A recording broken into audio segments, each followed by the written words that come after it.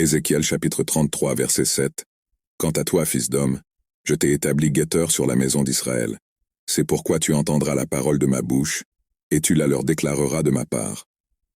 Commentaire. Ce verset fait partie du livre d'Ézéchiel, qui contient des visions, des prophéties et des messages de Dieu au peuple d'Israël. Ici, Dieu s'adresse directement à Ézéchiel, le chargeant comme gardien ou veilleur sur le peuple. Appelé à être un gardien, Dieu parle à Ézéchiel se référant à lui comme le Fils de l'homme. Il est désigné comme un gardien, quelqu'un chargé de surveiller, d'avertir et d'avertir des dangers imminents.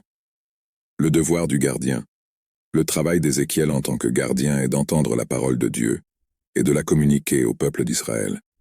Il est un intermédiaire entre Dieu et le peuple, chargé de transmettre les messages divins, qu'ils soient d'avertissement, d'exhortation ou de réconfort. La responsabilité et la mission. Dieu souligne l'importance du rôle d'Ézéchiel en tant que sentinelle. Il doit dire fidèlement les paroles de Dieu, qu'elles soient populaires ou difficiles à accepter. Sa responsabilité est d'avertir le peuple des conséquences de ses actes et de le ramener à l'obéissance à Dieu. Ce verset souligne la responsabilité et le sérieux de l'appel prophétique. Ce n'est pas seulement une tâche de communiquer des informations, mais d'agir comme un gardien spirituel, avertissant des problèmes moraux, spirituels et sociaux.